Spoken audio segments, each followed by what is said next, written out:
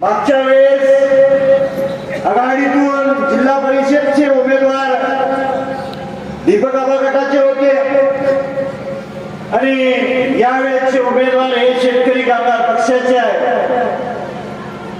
पंचायत समिती गणाचे उमेदवार मागच्या वेळेचे शेतकरी कामगार पक्षाचे होते. ह्या वेळेचे उमेदवार हे दीपक आबा गटाचे. काही तासांपूर्वी या गावामध्ये एक सभा झाली आणि त्या सभेमध्ये भाकरी फिरवण्याची भाषा झाली असं मला कोणीतरी सांगितलं. विकासासाठी मत द्या म्हणून मताची मागणी केली. डॉक्टर बाबासाहेब आंबेडकरांनी दिलेलं संविधान आहे, संविधानाने दिलेला अधिकार आहे, तुम्ही कुणीही मत मागू शकता. मागच्या 5 वर्षात ज्या माणसाने या तालुक्याचं आणि मतदारसंघाचं प्रतिनिधित्व केलं आणि विधानसभेला 2024च्या विधानसभेच्या प्रचाराच्या वेळेस प्रचारामधून काही वेळेला 4,500 कोटीची भाषा केली, काही वेळेला 5,000 कोटीपर्यंत आकडा गेला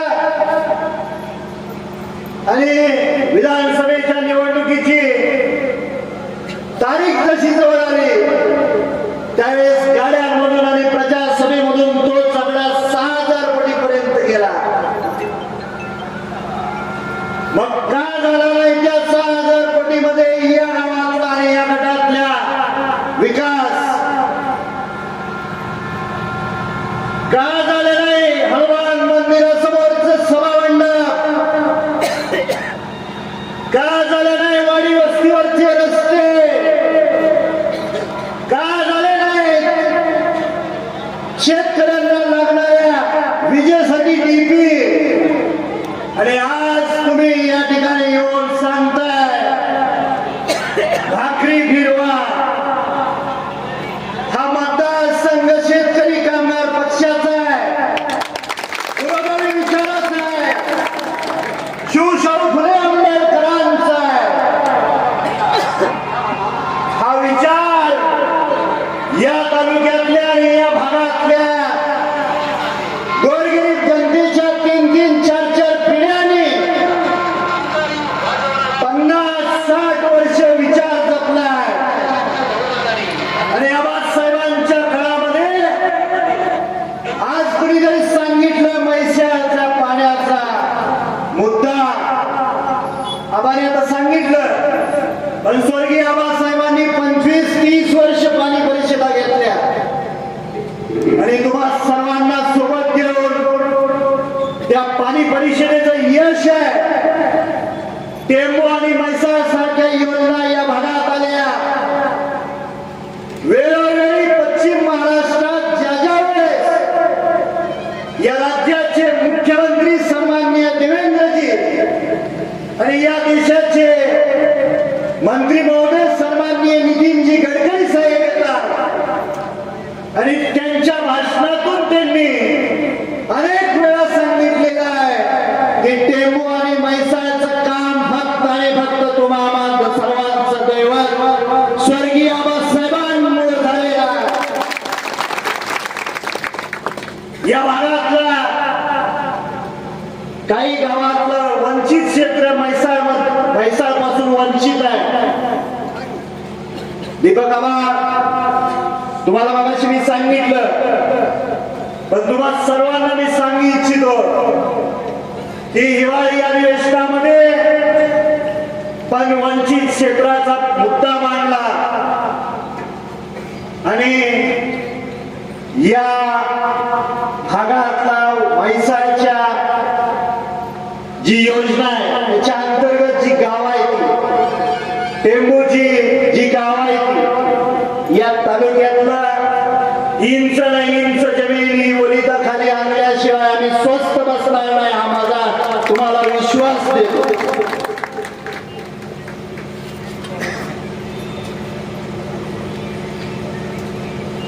स्वर्गीय आबासाहेबांनी आणि 1997 पासून दीपकाबांनी दोघांनी मिळून राजकारण केलं.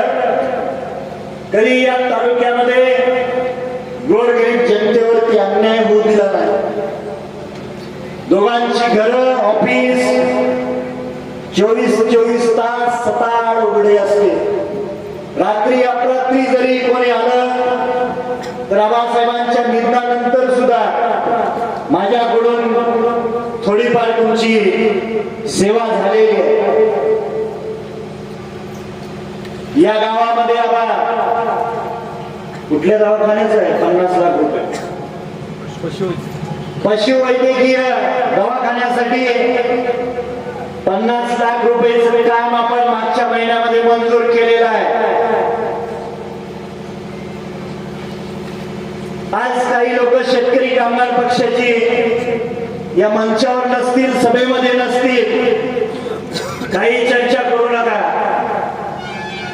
कुणी दुसरा विचार करू नका. शेतकरी कामगार पक्षाचा 50-60 वर्षाचा विचाराची प्रक्रिया आहे. त्या प्रक्रियेतून कमिटी नेमली गेली आणि कमिटीतून घेतलेले हे निवडलेले उमेदवार आहेत. त्यामध्ये बाबासाहेब देशमुखचा 1% हात नाही. कोणतं ज्यावेळेस रस्सीकेच असते उमेदवारीसाठी, एखाद्याच्या पारड्यात उमेदवारी पडते आणि दुसऱ्या पारड्यात ज्यावेळेस पडत नसते त्यावेळेस नाराज होणं साहजिक असतं.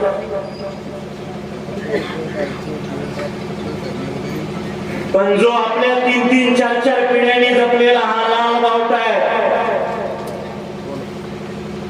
स्वर्गीय आबासाहेबांनी तुमची 3-3, 4-4 पिढ्यांची सेवा केली हे विसरून चालणार नाही. आज आबासाहेबांच्या निधनानंतरची पहिली विधानसभेची निवडणूक झाली. तुम्ही मला माझ्यासारख्या तरुणाला अनुभव कमी असताना, वय कमी असताना, जेव्हा पाठ रात्रंदिवस कष्ट करून निवडून दिलं गेलं आणि आज आबासाहेबांच्या निधनानंतरची पहिली जिल्हा परिषदेची आणि पंचायत समितीची निवडणूक आहे.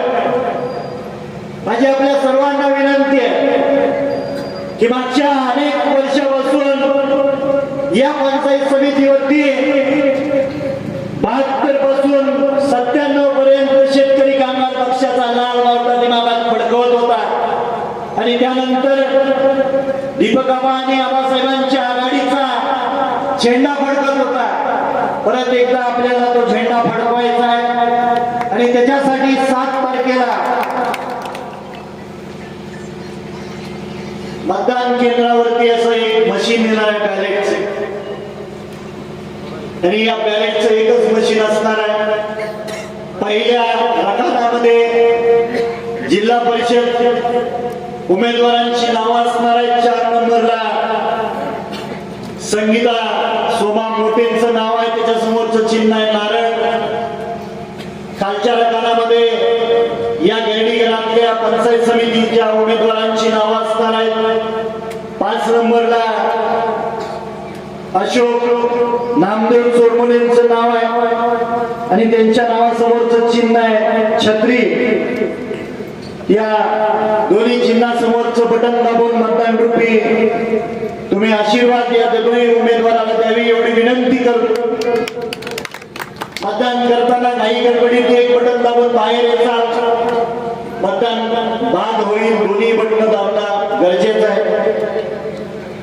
आणि या ठिकाणी उपस्थित असणाऱ्या सर्व दोन्ही पक्षाच्या कार्यकर्त्यांना माझी विनंती आहे, आज 1 तारीख आहे, 5 तारखेपर्यंत प्रचार आहे, 7 ला मतदान आहे. तर 5 तारखेपर्यंत या गटातल्या आणि गणातल्या प्रत्येक गावातल्या वाडी वस्तीवरच्या वडीलधारी मंडळींना, माता भगिनींना हे चिन्ह सांगण्याची जबाबदारी तुम्ही चांगल्या पद्धतीने पार पाडाल अशी अपेक्षा व्यक्त करतो. आपण सर्वजण या ठिकाणी मोठ्या संख्येने उपस्थित राहिला त्याबद्दल सर्वांचं मनापासून अंतःकरणपूर्वक आभार मानतो आणि थांबतो.